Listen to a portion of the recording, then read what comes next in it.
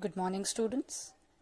Today we are going to study the first poem which is there in your English book, First Flight. And this is a short poem written by renowned American poet Robert Frost. Now, before we start off with this poem, let us revise a little bit about the style of writing of Robert Frost, since you have already studied a few of the poetries written by him in your previous classes. So, the first point which I would like to you people to remember is the fact that Frost uses nature in a very important manner. And not only he uses nature, but he also uses it to imbibe important philosophical lessons of life through it. And here also, he seems to be following the same pattern. Now, before we start off with this chapter, let us have a look at the meaning of the title. That is, dust of snow. As you can see, dust means the fine particles of snow. Now here, like his previous poems which you have studied, our poet is using a sort of first-person narration. And it starts like this. The way a crow shook down on me, the dust of snow from a hemlock tree, has given my heart a change of mood, and saved some part of a day I had rued. Now try to understand, students. Rued means ruined. Now, here it seems that the poet is saying that it was a winter day when the poet was going through the road and had suddenly come and stopped under a hemlock tree. And there a crow was sitting atop the hemlock tree, which seems to have shaken off some fine particles of snow on our poet. And in the next stanza, he says, has given my heart a change of mood. Now these two lines signify that before this simple action done by crow, the poet seemed to be in a depressing mood. So we can easily finalize here that before the simple act of nature, the mood of the poet was very depressive and sorrowful. And saved some part of a day I had rued.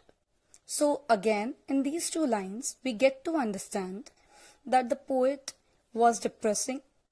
He was in a depressing mood, maybe because of the fact that something bad may have happened to him or with him during the course of the day. But the simple act done by an innocent bird had changed his perception and had saved some part of the day which was otherwise destroyed. Now, in paper, it seems to be a very simple act, a very simple description of an act of nature which usually we do not pay much attention to. But Frost has been very, very clever. Let's see how. For example, like his usual poems, he has used nature and more prominently the two major elements here, like the crow and the hemlock tree. Now, whenever we talk about crow, I think you all must have remembered, since childhood we are being told that crow is ugly, it is ominous, it is inauspicious. And a hemlock tree is actually a poisonous tree. So try to understand here, students. Robert Frost has used these two seemingly unlucky, poisonous, deadly things or deadly creations of the nature as important elements, or shall we say as catalysts, in changing the mood of the poet. So here Robert Frost has given not only one but two themes. Let's see how. We can easily take up the first theme as whenever it depends on a perception, or shall we say our mental status in determining a particular factor. Like we can take up crow and hemlock to be the symbols of the deteriorating mood of the poet in the first part. On the other hand, they are ironical as they have not only been the symbols of the mood earlier, but now they are the responsible creatures or responsible things in changing it to a better manner. On the other hand, the other theme which may be taken into consideration is also of the fact of prejudice.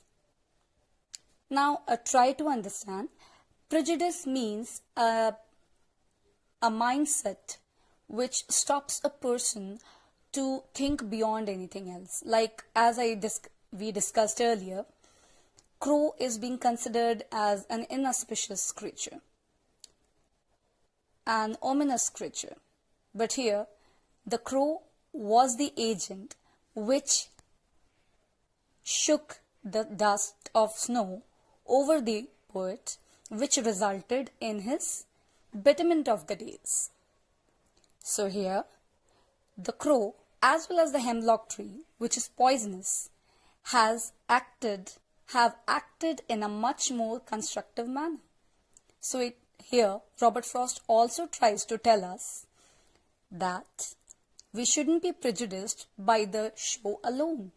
We should always keep our mindsets open in order to accept the changes and determine the future or the decisions in a better manner.